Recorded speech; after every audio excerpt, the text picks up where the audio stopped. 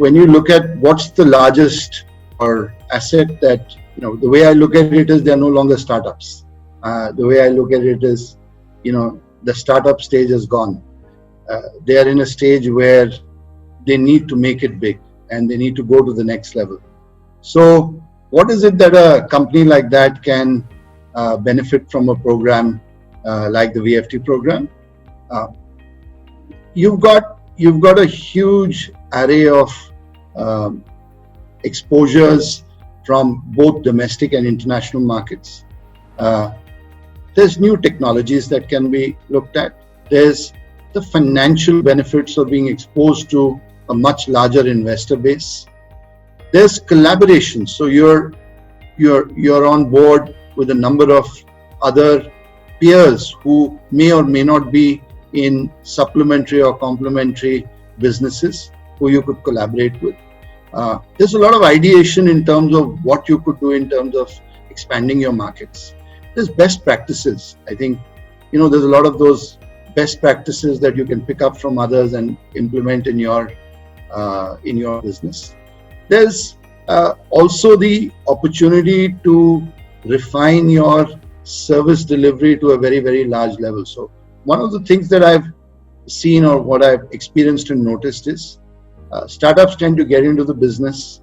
They need to get the clients. They do that. They build the technology. They do it pretty well. But when they're growing, they somewhere forget what it means to deliver the right quality of service or the right service delivery model, which can differentiate them from the rest of the pack.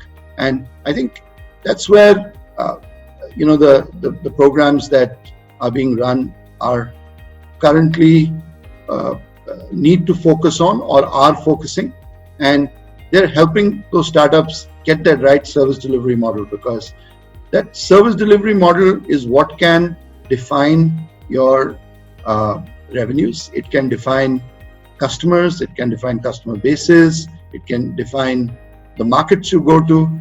So I think service delivery plays a huge role. That for me would rank pretty high. The ability to pick up the knowledge and the connects to go across borders for me is extremely important, because you've got to make in India and deliver to the rest of the world. And I think for me that is important. And a global foundation like the Wadhwani Foundation can bring that strength and that energy, the connects to the table. Last but not the least, the quality of mentors that you have on board. I think that's a huge asset. Those mentors have been exposed to years and years of working in global organizations or running startups of their own.